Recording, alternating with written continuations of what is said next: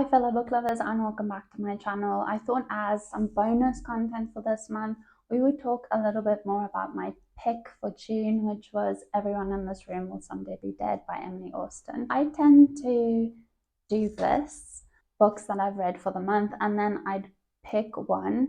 Now this doesn't necessarily have to be my highest rated book, but it is the one I had most fun reading. So I thought going forward that I would come back every month and discuss my book of the month in a little bit more detail. Now this particular copy came with some book club questions at the back of it, so I can just pick some from there.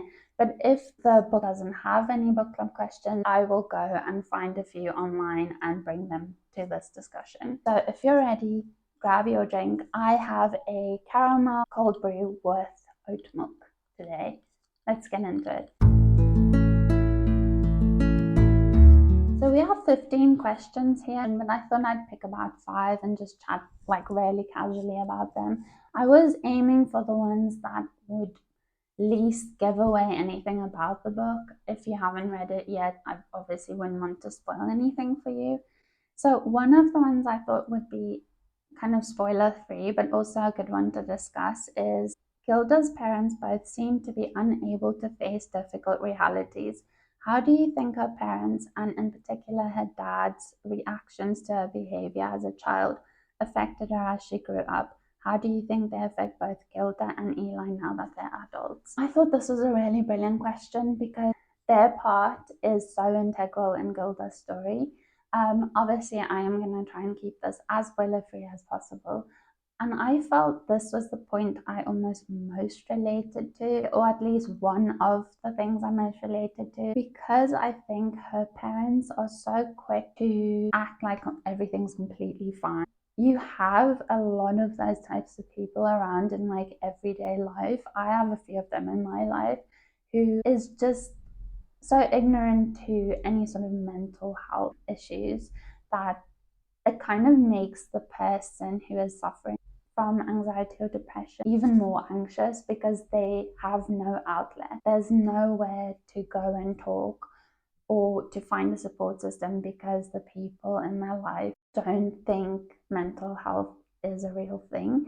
And I think it's really important in this novel because Gilda goes through loss early on and she isn't really given the space to feel her emotion, and she kind of, I think, feels a bit oppressed in that way, and I think that just gives way to her way of thinking later in life. In adulthood, she still feels this need to be fine and to people please and to seem okay and to put up this facade of like normalcy, when I think she's really struggling.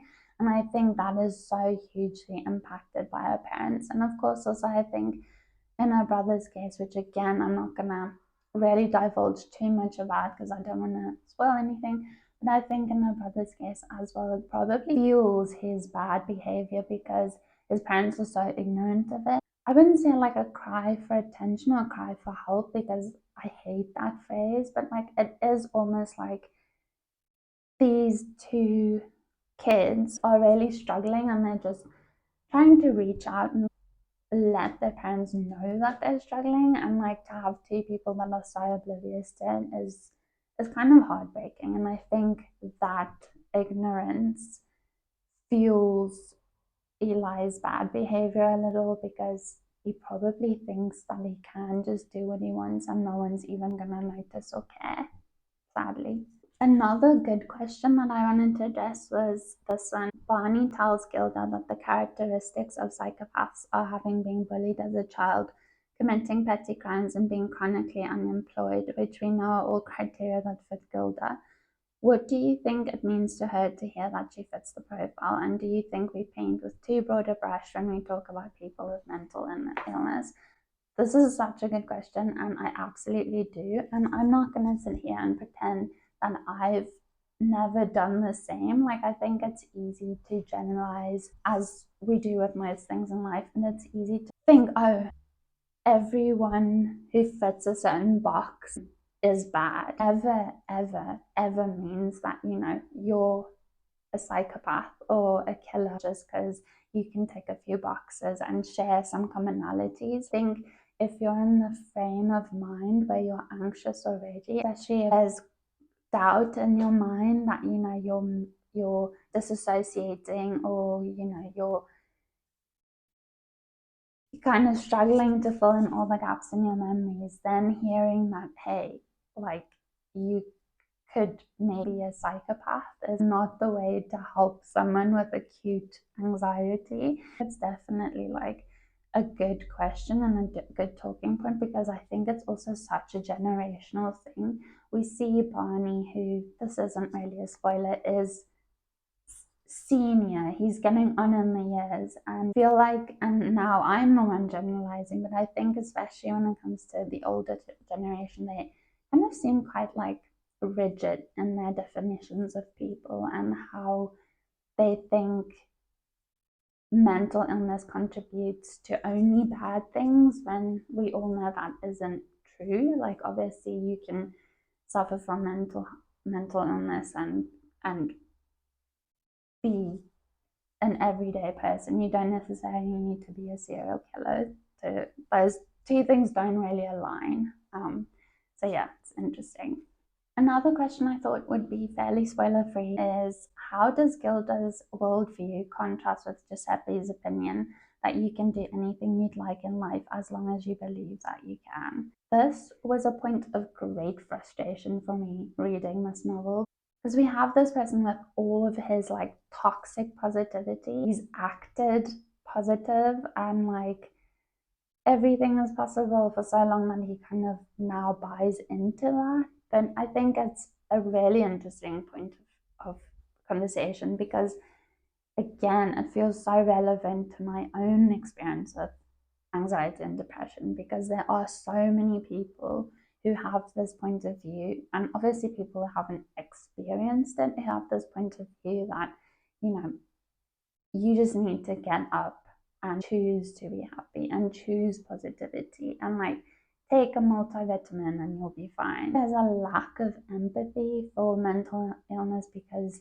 it isn't physical, it isn't visible. Like, you can have a broken arm and go, hey, look at my cast, like I have a broken arm, and people would be like, oh no, you have a broken arm. But when it comes to mental illness, because they cannot see it, they cannot understand it. And I think it's a real shame that there isn't a little bit more compassion, a few more people trying to learn and to understand, instead of like just throwing these kind of mantras at you where it's like, be happy, anything is possible. But that's so far from the truth, not just in terms of mental illness, but I think in marginalized communities, saying to, for example, a Black person that anything is possible and you have the same chance at being successful, when white people have so much more privilege and the system is rigged against Black people to put them at a disadvantage. I think saying to someone,